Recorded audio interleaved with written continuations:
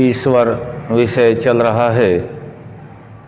इसी क्रम में ईश्वर का गुणों से ध्यान करने में आज हम रख रहे हैं ईश्वर नित्य बुद्ध है। बुद्ध अर्थात बुद्धिमान नित्य होता है। इसको हम इस प्रकार से समझ सकते हैं, ईश्वर का ध्यान मनुष्य ही करते हैं और वह मनुष्य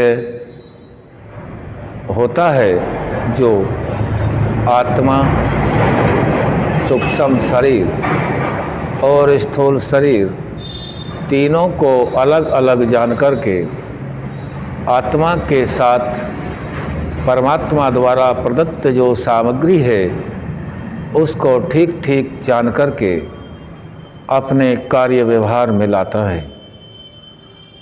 बुद्ध से अर्थ यहाँ बुद्धि से लिया जाता है। परमात्मा ने आत्मा को बुद्धि दी है और वह बुद्धि जब से जन्म होता है शरीर की आयु तक इस भौतिक शरीर में बनी रहती है।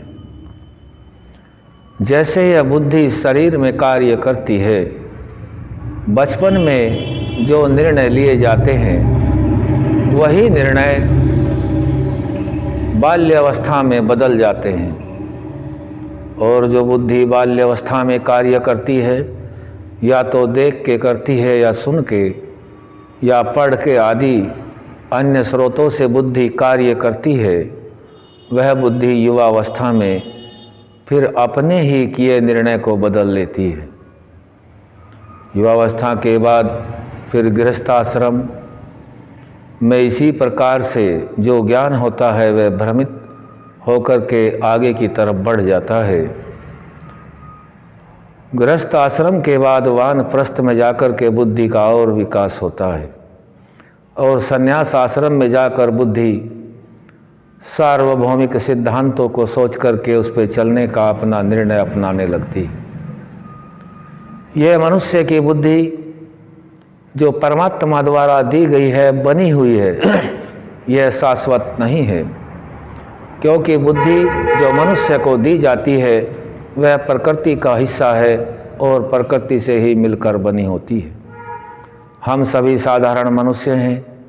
ऐसा ही हम यदि ईश्वर में सोचते हैं तो वह ठीक नहीं है, क्योंकि वह परमात्मा आत्मा के द्वारा बुद्धि का निर्माण प्रकृति के पदार्थों से करता है, सत्व रज तम से करता है, लेकिन स्वयं उसको इसकी कोई आवश्यकता नहीं है, क्योंकि बुद्धि की आवश्यकता स्थूल शरीर और सूक्ष्म शरीर जो मोक्ष का रास्ता है आनंद को प्राप्त करने के लिए, उसके लिए की जाती है।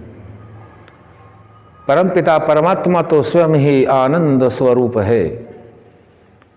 उसे मनुष्य की तरह बुद्धि का विकास आदि करने की कोई आवश्यकता नहीं है। वह तो स्वयं ही बुद्धि का निर्माता है।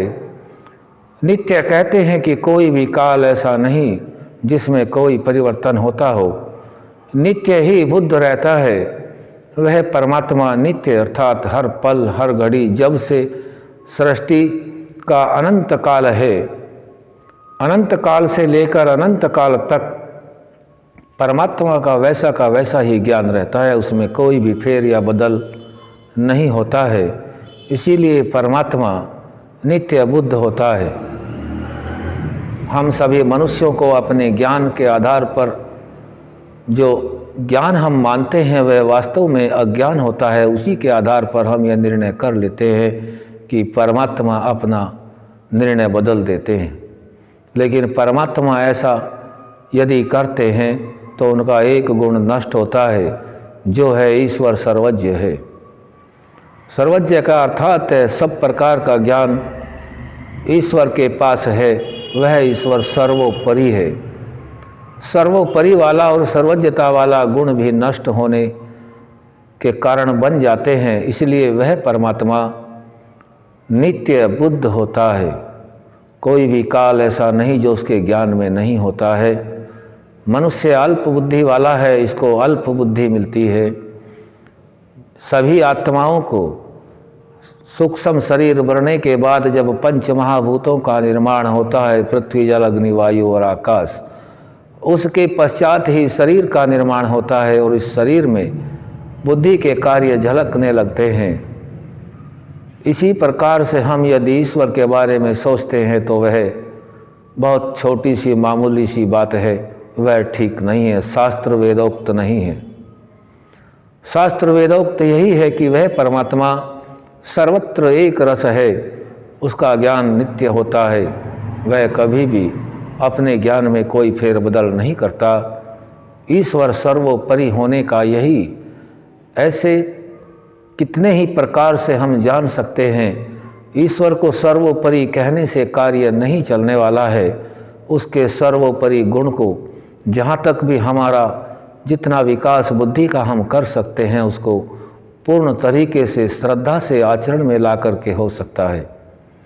आचरण में लाने का यही रास्ता है कि परमात्मा का दिया जो ज्ञान वेद है और ऋषि, जो ऋषि परमात्मा का साक्षात्कार दृष्टा होते हैं, मंत्रों के दृष्टा होते हैं, उनके द्वारा दिए गए ज्ञान से ही हम इस विषय को ठीक ठीक जान करके आगे बढ़ जाते हैं। मनुष्य की बुद्धि की तरह परमात्मा की नहीं हो सकती, क्योंकि परमात्मा और ईश्वर दोनों, परमात्मा और आत्मा दोनों अलग अलग हैं।